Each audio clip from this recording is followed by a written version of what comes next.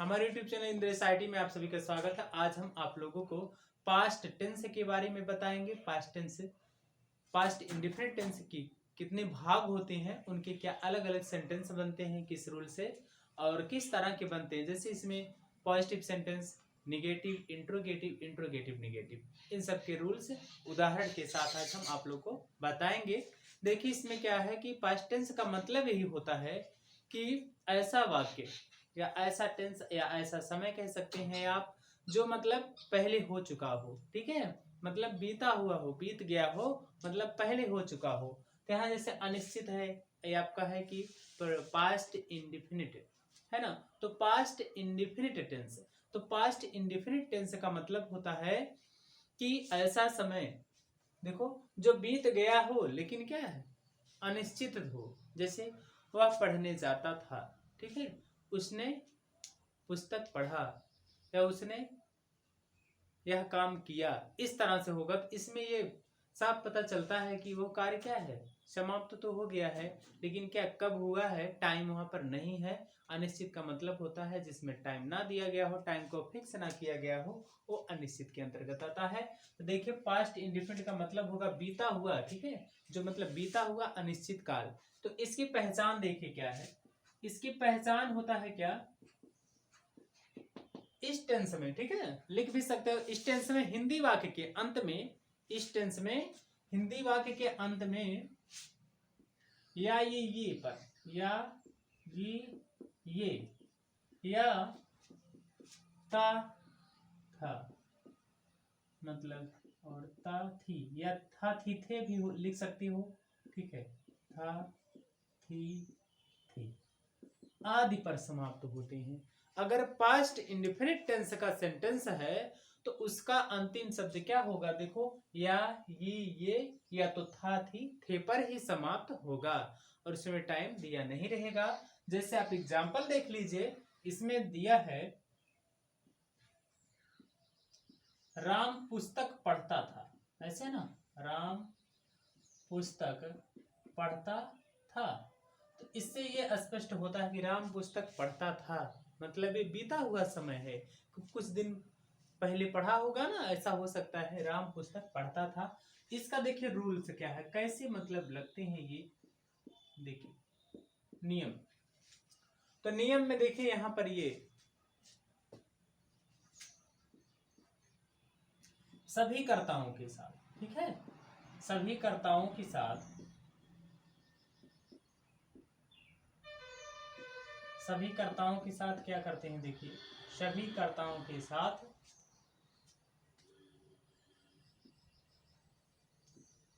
मुख्य क्रिया, ठीक है, मुख्य, सभी कर्ताओं के साथ मुख्य क्रिया के सेकेंड फॉर्म का, सेकेंड फॉर्म का प्रयोग करते हैं, प्रयोग करते हैं, ठीक है, जितने भी रहेंगे चाहे जो कर्ता होंगे सभी कर्ताओं के साथ सेकेंड फॉर्म का प्रयोग करते हैं।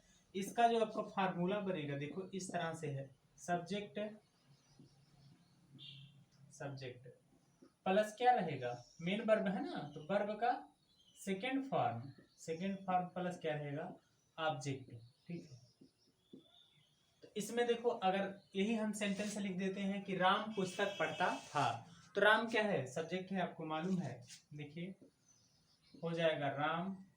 अब यहाँ वर्ब क्या है, पढ़ना, तो रीड ही रहेगा। तो इसमें तो सब एक ही होता, फर्स्ट सेकंड थर्ड रीड का। राम रीड्स, यह रीड होगा, read the book, Ram read book भी लिख सकते हैं, ठीक। ऐसे अगर मान लो आ गया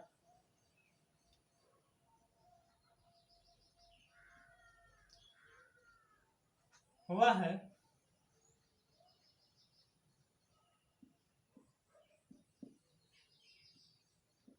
वह क्रिकेट खेलता था, वह क्रिकेट खेलता था। अगर इस तरह का सेंटेंस है कि वह क्रिकेट खेलता था तो हो जाएगा ही, ठीक ही। अब उसके बाद वर्ब क्या है, प्ले है ना, लेकिन यहां लिखेंगे played, he played the cricket, ठीक। और इसी तरह से देख लीजिए, जैसे बच्चे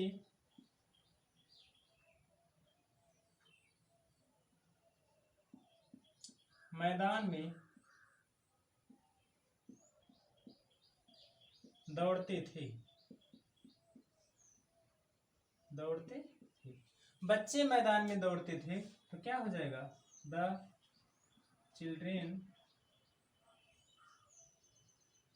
चिल्ड्रेन क्या होगा? दौड़ना क्या होता है? Run, run. The children ran in the field. इसी तरह से होगा। आप देखिए क्या है, सब्जेक्ट है, वर्ब का सेकंड फॉर्म है, फिर लास्ट में ऑब्जेक्ट लगा देंगे। और इसी तरह से अन्य उदाहरण भी हैं, जैसे वे अपने घर जाते थे, वे अपने घर जाते थे, ये सब सिंपल है, जाते थे मतलब पॉजिटिव सेंटेंस की एग्जांपल है। तो वे अपने घर जाते थे, तो हो जाएगा क्या? दे होगा ना। सब्जेक्ट क्या होगा? दे। अब यहां देखो क्या है? वर्ब है, जाना। They went, go went, gun. Went क्या है? सेकेंड फॉर्म है। दे वेंट कहाँ जाते थे? अपने घर। तो दे के साथ दियर, दियर हाउस या होम। देखो, they went their house.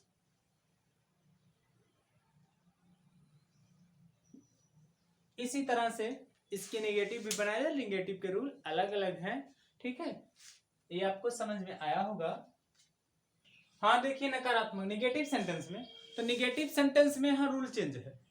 Rule change का मतलब यहाँ हेल्पिंग वर्ब नहीं लगता था पॉजिटिव में, अब इसमें हेल्पिंग वर्ब भी लगेगा। तो जैसे क्या होगा? सभी कर्ताओं के साथ, इसका रूल वही होगा कि सभी कर्ताओं के साथ एक ही हेल्पिंग वर्ब, कौन सा? डिड लग रहा है।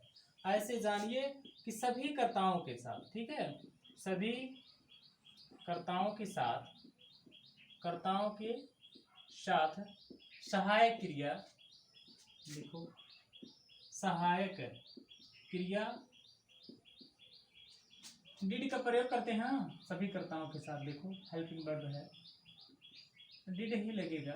डिड अब निगेटिव है तो नॉट लगा देंगे, ठीक है, का प्रयोग करते हैं, प्रयोग करते हैं। और ये भी ध्यान रखा, जहां डिड का प्रयोग हुआ और क्या मुख्य क्रिया कौन सा लग जाएगा? मुख्य करते हैं, और मुख्य क्रिया के फर्स्ट फॉर्म का, मुख्य क्रिया के फर्स्ट फॉर्म का प्रयोग करते हैं, फर्स्ट फॉर्म का प्रयोग करते हैं। अब यहाँ पर देखिए इसमें क्या है, अब रूल इसका यही तरह, सब्जेक्ट, ठीक है, रूल लगभग इसी तरह होगा। देखिए क्या है, सब्जेक्ट प्लस सबके साथ क्या लगेगा? डिड। डिड अब निगेटिव है तो डिड नॉट जोड़ रहे हैं, डिड नॉट प्लस क्या होगा? वर्ब का कौन सा फॉर्म? फर्स्ट फॉर्म, प्लस क्या होगा? ऑब्जेक्ट, ठीक, यही। अब अगर सिंपल है तो वहां पर कोई हेल्पिंग वर्ब यूज नहीं होगा और वर्ब का सेकेंड फॉर्म लगेगा। अगर कौन सा आ जाता है आपका? नेगेटिव सेंटेंस आ जाता तो वहां डिड नॉट लगाएंगे और वर्ब को किस में चेंज कर देंगे? फर्स्ट फॉर्म में चेंज कर देंगे। जैसे लता पुस्तक नहीं पढ़ती थी, नहीं पढ़ती थी। अब यहां देखो ये क्या, लता पुस्तक नहीं पढ़ती थी, तो इसमें क्या लिखेंगे? लता डिड नॉट, ठीक है, लता डिड नॉट। अब रीड ही रहेगा तो रीड में तो रीड ही रहता है। Lata did not read the book, क्या? The book. अब जैसे हो जाएगा मोहन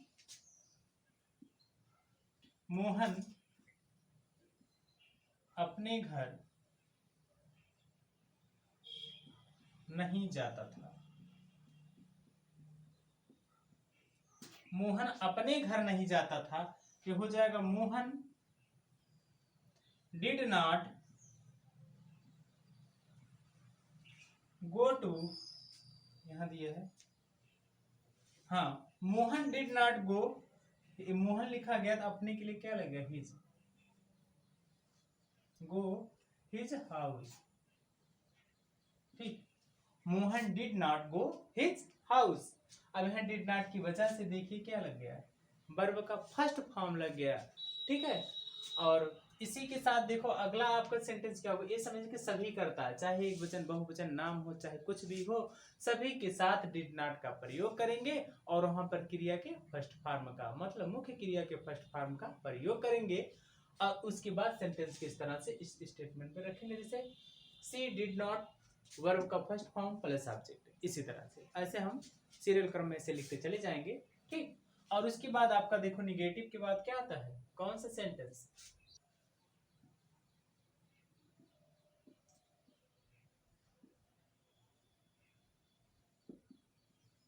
इंट्रोगेटिव सेंटेंस, प्रश्नवाचक। देखिए प्रश्नवाचक वाक्य, प्रश्नवाचक वाक्य। तो प्रश्नवाचक मतलब ऐसा वाक्य जिसमें प्रश्न पूछा जाए, क्या लगे हो ना। तो देखो जैसे क्या बबीता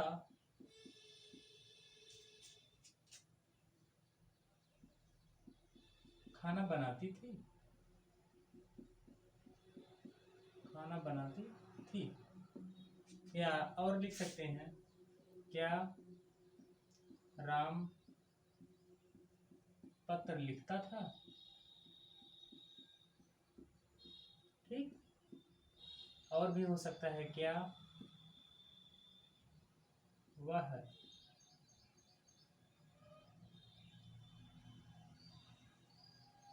हाँ क्या वह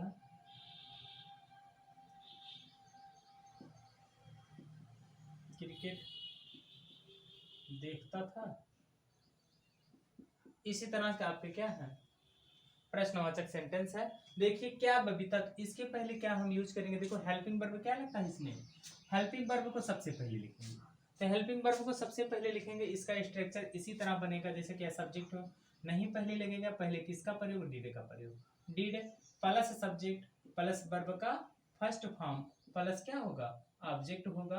और यहाँ देखिए आप पूर्णविराम ना लगाकर प्रश्नवाचक लगाइएगा, ऑब्जेक्ट हो जाएगा फुल स्टॉप न लगा के क्वेश्चन मार्क। ठीक, तो इसमें डिड का प्रयोग सबसे पहले, तो डिड देखो ऐसे डिड है, तो डिड के बाद क्या लिखेंगे, बबीता, डिड बबीता,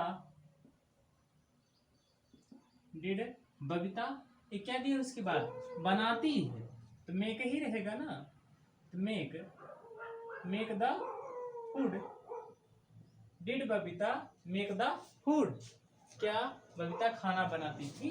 अब इसके बाद क्या हो जाएगा, यहाँ भी डिड का प्रयोग देखो होगा, राम पत्र लिखता था, क्या राम पत्र लिखता था, डिड राम राइट होगा। ठीक है, did Ram write a letter.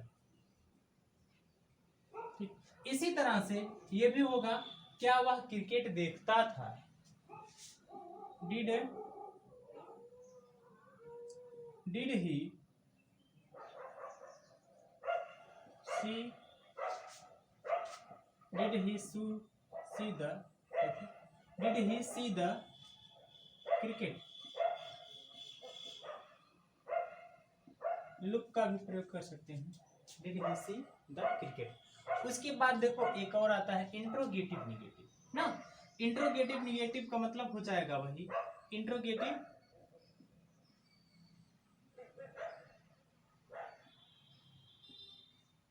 Interrogative negative, ये मतलब नकारात्मक, प्रश्नवाचक नकारात्मक वाक्य रहेंगे,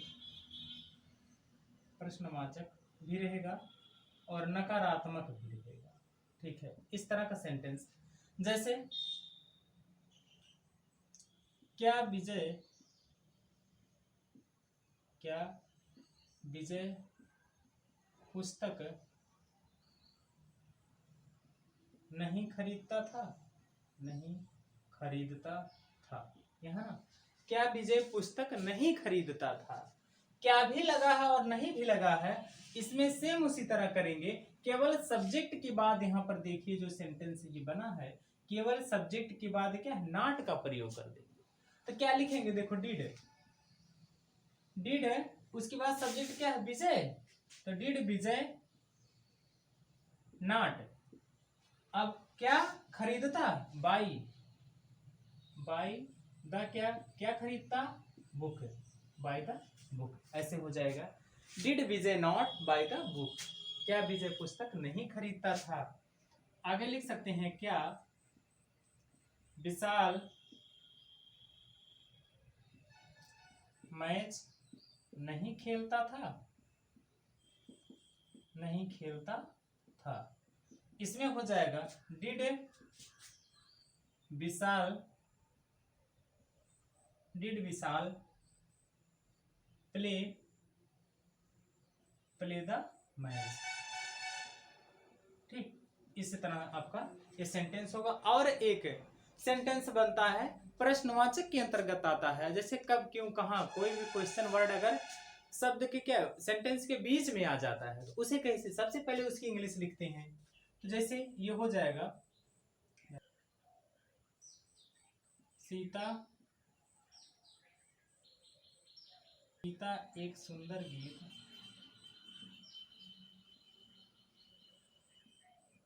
क्यों गाती थी, ऐसे ना।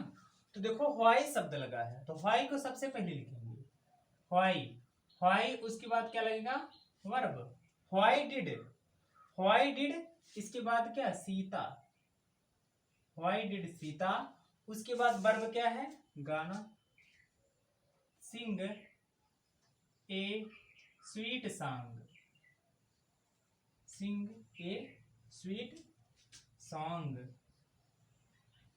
ये हो जाएगा why did Sita sing a sweet song. हमें आशा है कि ये वीडियो आपको समझ में आया हो। अगर ये वीडियो आपको समझ में आया हो तो हमारे इस चैनल इंद्रेश IT को सब्सक्राइब कीजिए और इस वीडियो को अधिक से अधिक लाइक एवं शेयर कीजिए।